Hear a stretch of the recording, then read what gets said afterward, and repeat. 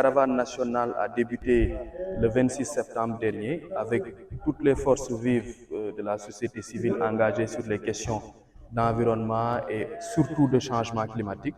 Nous avons fait 6 zones agroécologiques du pays avec le lancement à Médina Yoro Fula dans la région de Kolda, ensuite Kédougou. Après, il y a eu l'étape du delta du Saloum, suivie de la petite côte à Somone. Nous avons terminé avant-hier l'étape de Saint-Louis et aujourd'hui c'est la clôture ici à Rufisque et ensuite à Bargny.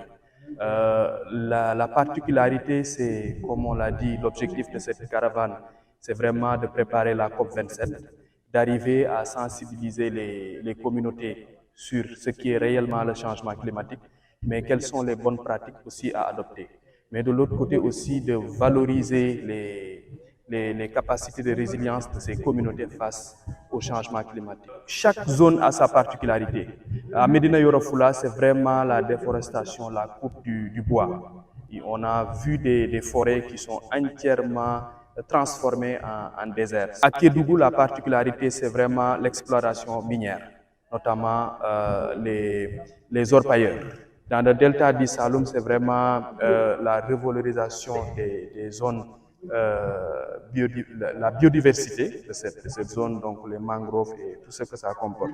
À la petite côte, c'était vraiment de relier le tourisme et le changement climatique, d'arriver vraiment à montrer tout ce que le tourisme avec les infrastructures, mais l'activité en général peut causer comme effet sur le changement climatique.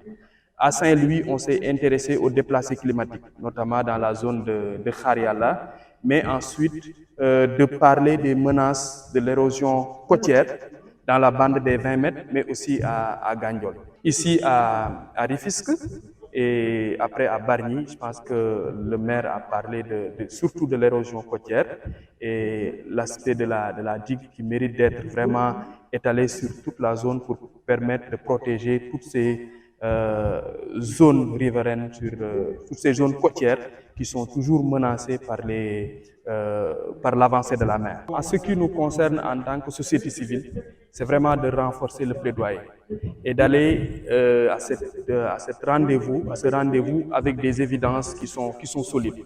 Ce que nous sommes en train de faire pour capitaliser ce qui se passe à l'intérieur de nos pays, les zones les plus reculées, pour en faire des dossiers politiques et pour en faire aussi des supports, des matériels de plaidoyer audiovisuels pour que ça arrive